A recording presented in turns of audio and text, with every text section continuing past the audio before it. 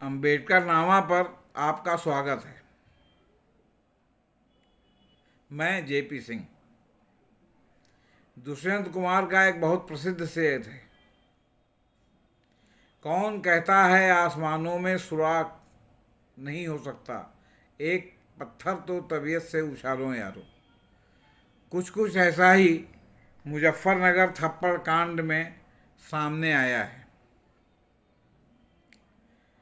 मुजफ्फरनगर थप्पड़ कांड में पीड़ित बच्चे का दाखिला 18 नवंबर को मुजफ्फरनगर शहर के एक पब्लिक स्कूल में करा दिया गया है। लखनऊ से एक टीम गई थी जिसने उसका एडमिशन कराया है। महात्मा गांधी के प्रपौत्र तुषार गांधी ने इस मामले में सुप्रीम कोर्ट में याचिका दायर की थी। कोर्ट के आदेश के बाद ही सही, लेकिन बच्चे का दाखिला हो गया। अब वह सोमवार से स्कूल जा सकेगा। बच्चे का एडमिशन कराने लखनऊ से टीम गई थी, जिसके बाद दाखिले की प्रक्रिया पूरी हुई और सरकार इस बच्चे के शिक्षा का खर्च उठाएगी, ये भी बात सामने आई है। 25 नवंबर को खुब्बापुर गांव स्थित नेहा पब्लिक स्कूल में पढ़ने वाले 7 साल के एक मुस्लिम बच्चे की पिटाई का वीडियो वायरल हुआ था।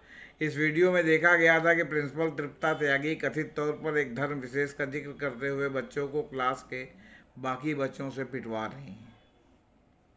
इसके बाद बच्चे का परिवार दूसरे स्कूल में दाखिले की कोशिश कर रहा था। महात्मा गांधी के प्रपौत्र तुषार गांधी ने इस मामले में सुप्रीम कोर्ट में याचिका दायर की थी। कोर्ट ने मामले में बीएसए को तलब किया और साथ ही संबंधित विभागों को जमकर फटकार लगाई थी। कोर्ट के आदेश के फटकार के बाद सरकार हरकत में आई और बच्चे का एडमिशन करवाया गया। इसके लिए लखनऊ स्थित राज्य परियोजना कार्यालय से एक टीम भेजी गई, जिसने छात्र के एडमिशन की प्रक्रिया पूरी कराई।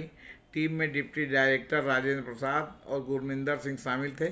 सुप्रीम कोर्ट के आदेश के अनुसार बच्चे की पढ़ाई का पूरा खर्च राज्य सरकार ही वहन करेगी।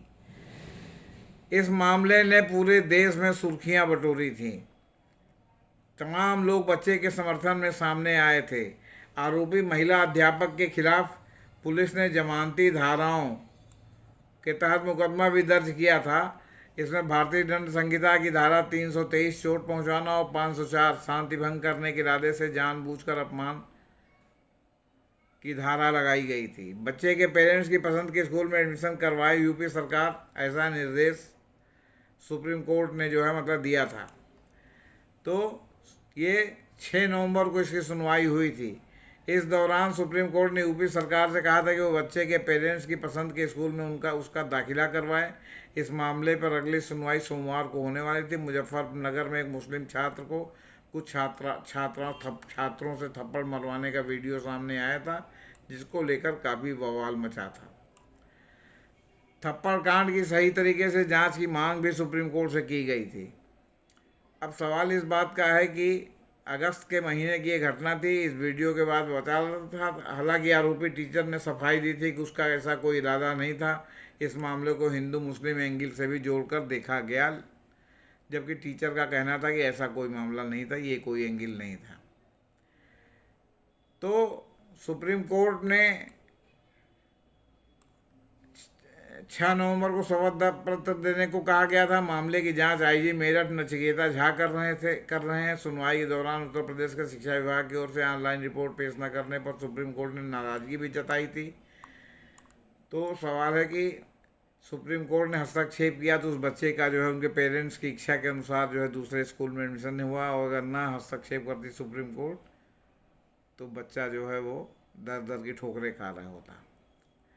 इस मामले में पुलिस ने पीड़ित बच्चे के पिता की तहरीर पर एनसीआर दर्ज की थी, लेकिन बाल कल्याण समिति की रिपोर्ट पर एनसीआर को एफआईआर में तरमीम करते हुए किशोर न्याय अधिनियम की धारा 75 भी इसमें बढ़ाई गई थी।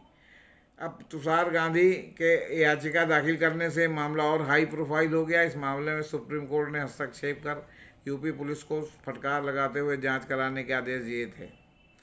सुप्रीम कोर्ट ने किसी आईपीएस स्तर के अधिकारी से जांच कराने का आदेश दिया था, जिसके बाद आईजी मेरठ परिक्षेत्र नचिकेता झा को मामले की जांच सौंप दी गई थी और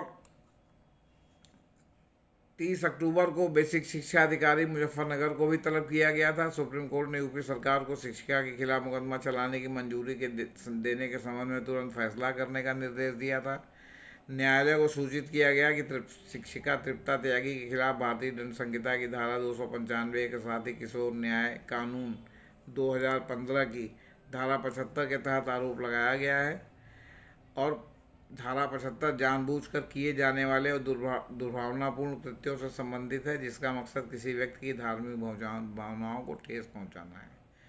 किशोर न्याय कानून की धारा 75 किसी ऐसे संगठन की ओर से नियुक्त व्यक्ति द्वारा किसी बच्चे पर हमले या दुर्व्यवहार के अपराध से संबंधित है, जिस पर बच्चे की देखभाल एवं सुरक्षा की जिम्मेदारी है।